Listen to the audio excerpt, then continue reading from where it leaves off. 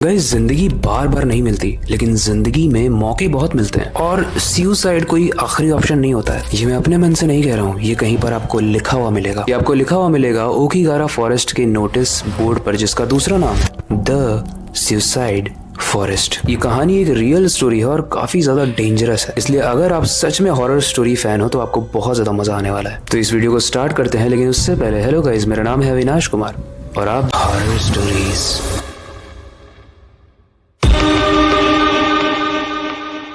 ये कहानी जापान की है। जापान में एक लड़की रहा करती थी जिसका नाम था युका, जो अपनी फैमिली के पेट को पालने के लिए काफी मेहनत करती थी। उसके घर में वो एक अकेली ही कमाने वाली थी, और जब कोई अकेला कमाने वाला होता है तो उसके पूरी फैमिली का बोझ उसके सर पर होता है, और सेम युका के साथ भी था। इतना ज्यादा प्रेशर होने की वजह से वो अकेली रहने लगी। ना वो किसी से बात करती थी, ना वो कहीं घूमने जाती थी, और ना ही उसके कोई दोस्त थे। आप ये कह सकते हो कि वो एक डिप्रेशन जैसी स्टेट में जा चुकी थी। धीरे धीरे उसके डिप्रेशन ने उसको इस तरीके से खा लिया कि एक शाम वो घर ही नहीं आई। उसके परिवार वाले काफी चिंता में थे, उन्होंने हर जगह ढूंढा लेकिन वो मिली नहीं।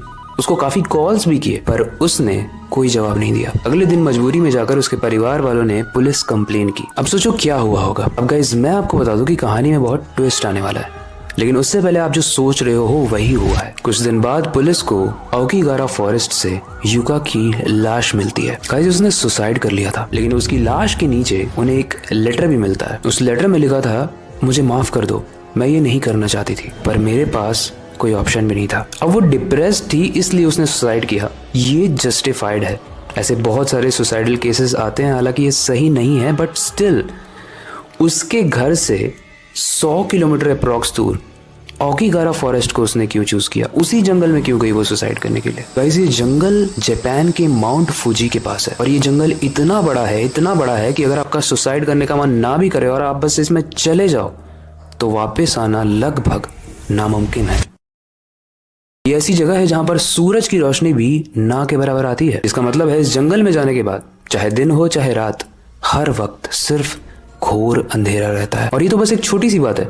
यहाँ पर ना फोन के सिग्नल्स आते हैं और ना ही आप कैंपस का यूज कर सकते हो, यानी डायरेक्शन वाला जो कंपास होता है उसका भी यूज नहीं कर सकते आप यहाँ पे, क्योंकि वो खराब हो जाता है। इसका बेसिक सा मतलब है, आप कुछ भी कर लो, अगर एक बार आप ओकीगारा फॉरेस्ट में चले गए जापान के, तो आप वहां से वापस नहीं आ सकते। और यही रीजन है कि कई लोग इस जंगल में जाने से पहले अपने पीछे पीछे एक रस्सी छोड़कर जाते हैं, ताकि जब वो वापस आए तो उन्हें पता चले कि वो कहाँ से आए हैं। पर इस रस्सी को फॉलो करने के बावजूद भी कुछ लोग मिस हो जाते हैं। एंड गाइस, ऐसा माना जाता है कि उस जंगल में बहुत सारी आत्माएं भी रहती हैं, वही आत्माएं जो उन लोगों की है जो वहां पर भटक कर मर गए।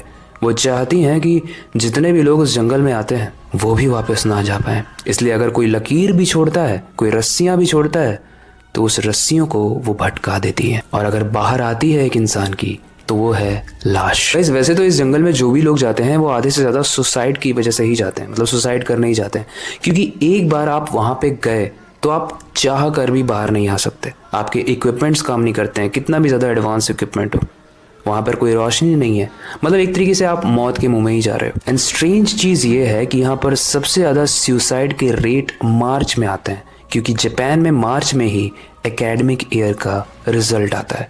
गाइस, आज की डेट में प्रेशर हैंडलिंग बहुत कम हो गई है बच्चों की। अगर ये वीडियो कोई पेरेंट देख रहा है तो हमें अपने बच्चों को टफ बनाना बहुत जरूरी है, वरना फिर सुसाइडल केस बढ़ते ही जाएंगे। इस 1980 में एक फेमस नोवेल भी पब्लिश हुई थी, जिसमें उस नोवेल का मेन कैरेक्टर उस जंगल में जाकर सुसाइड कर लेता है। अब आई डोंट नो, इसी से इन्फ्लुएंस होकर लोग नहीं जा रहे हैं, वो इसलिए जा रहे हैं क्योंकि वहां से कोई ऑप्शन नहीं है वापस आने का।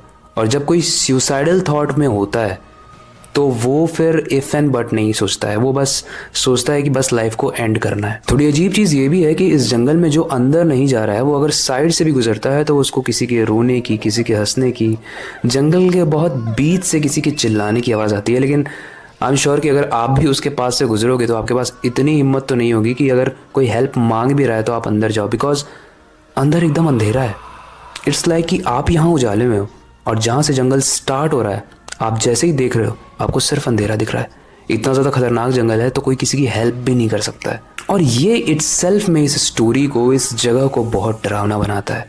वेल, आप बताओ कि आप एक्सप्लोर करने के लिए ओकीगारा फॉरेस्ट जाओगे जापान के? वेल, जाओ ना जाओ, एक चीज़ ज़रूर है इस कहानी से जो हम सीख सकते हैं कि पेपर में अगर ख़राब मार्क्स आए, लाइफ में अगर कोई प्रॉब्लम चल रही है, तो उसका सोल्यूशन सुसाइड नहीं होता है, क्योंकि हमारे पीछे हमारे फैमिली मेम्बर्स भी होते हैं जो हमारा वेट कर रहे होते हैं घर आने का। तो इसलिए इस चीज़ को मैं क्या कोई भी सपोर्ट नहीं करेगा। हर वक्त एक ऑप्शन होता है हमारे पास, बस हमें ढूंढने की देरी है।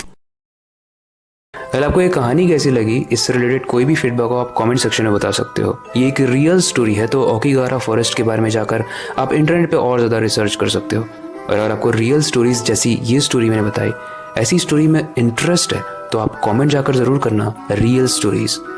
बाकी ये वक्त आ चुका है इस वीडियो को एंड करने का और नई स्टोरी पर काम शुरू करने का। लेकिन जाने से पहले मैं बस एक ही चीज़ कहना चाहूँगा, स्टोरीज डिफरेंट होती है लेकिन एंड वाला पार्ट नहीं।